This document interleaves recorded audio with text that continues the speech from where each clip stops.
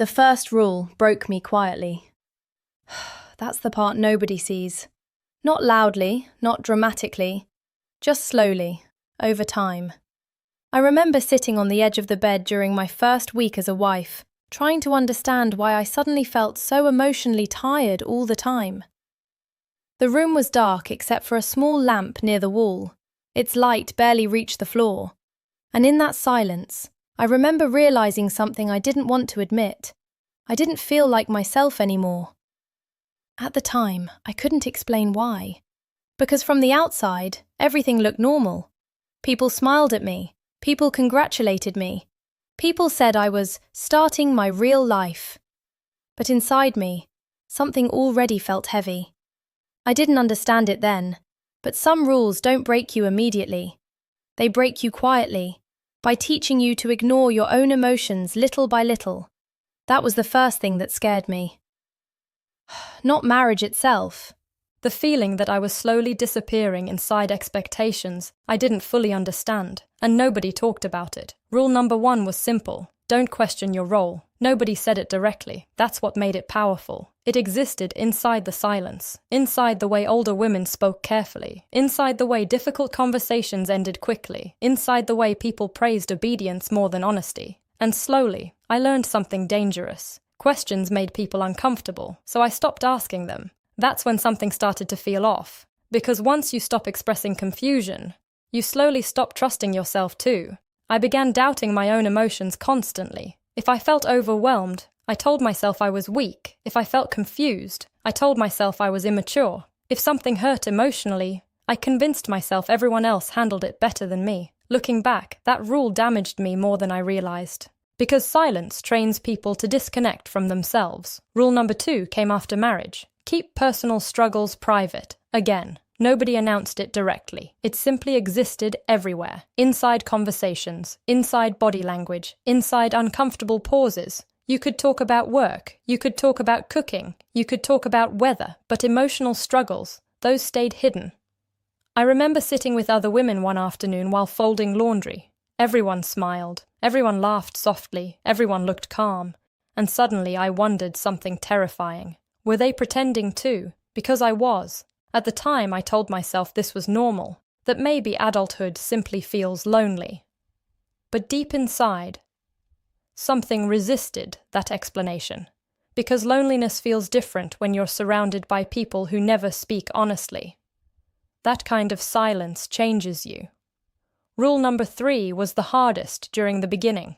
Your discomfort is part of growing. That idea existed everywhere. If something emotionally hurt, people called it maturity. If something felt overwhelming, people called it adjustment. And because everyone treated discomfort like something normal, I stopped recognizing when something genuinely felt wrong emotionally. That realization frightens me now, because once people normalize emotional suffering, they stop listening to themselves, night after night. I kept pretending I understood things emotionally, and every morning I felt more disconnected from myself. But that wasn't even the hardest part. The hardest part was believing everybody else handled it better than me. Rule number 4 was silence between women. Nobody explained things directly. Not mothers, not older sisters, not older wives. Instead, people expected you to learn naturally. But emotional understanding doesn't magically appear overnight. That's the part nobody explains honestly. I remember talking to another young woman named Miriam during a church gathering. We were standing outside near the fence while everyone else talked nearby, and very quietly. She asked me something. "Did you feel lost after marriage too?" I looked at her immediately, and before I answered, she looked down and whispered, "I thought something was wrong with me." That sentence stayed inside me for years, because suddenly, everything changed, not comforting, painful, because I realized this confusion wasn't personal weakness, it was pattern.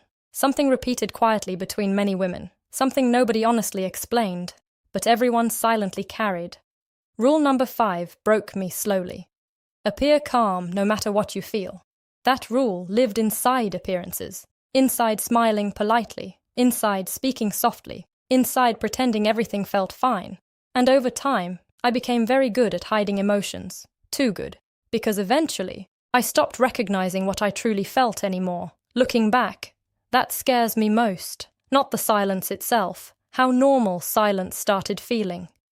Rule number 6 was emotional isolation. Marriage suddenly changed everything around me. New responsibilities, new expectations, new pressure. But, emotionally, I still felt like the same confused young girl. And because nobody talked honestly about emotional adjustment, I believed maturity meant silently handling everything alone.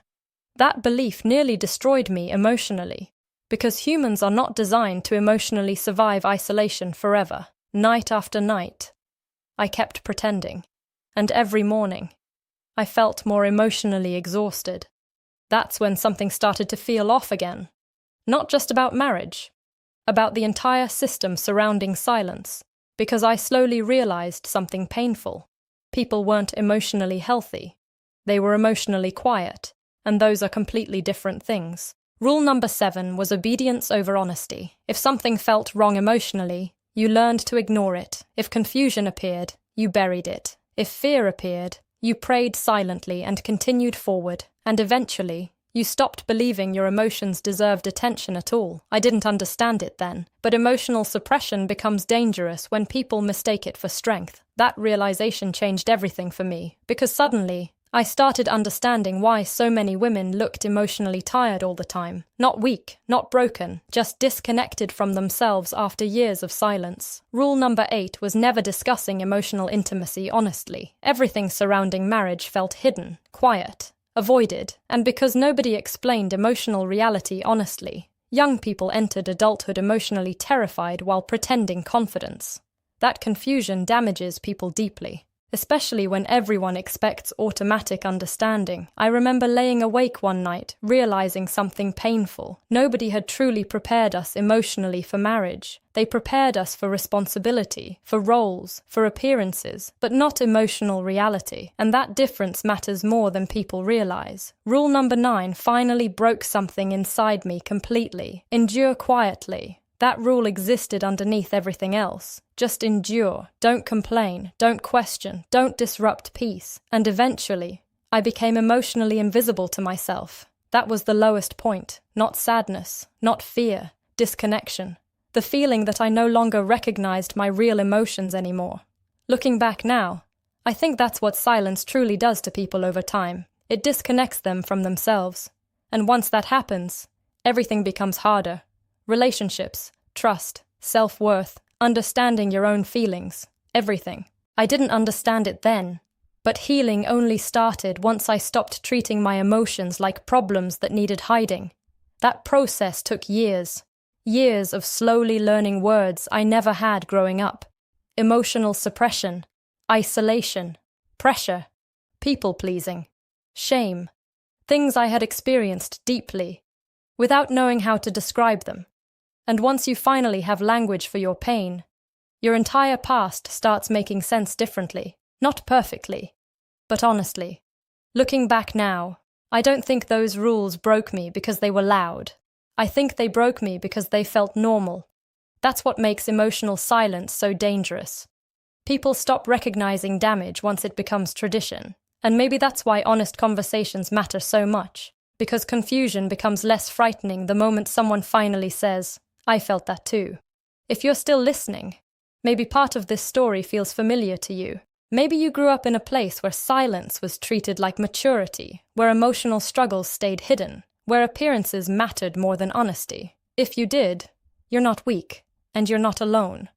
That's something I wish someone had told me years earlier. I still think about those years sometimes, not because I hate the past, but because I finally understand how deeply silence shaped me emotionally. Some things stay with you, not as memories, but as emotional habits your body learns long before your mind fully understands them. And maybe that's the part nobody talks about, not the rules themselves, but the emotional loneliness hidden underneath them. And maybe, speaking honestly about it now, is the first step toward finally breaking that silence.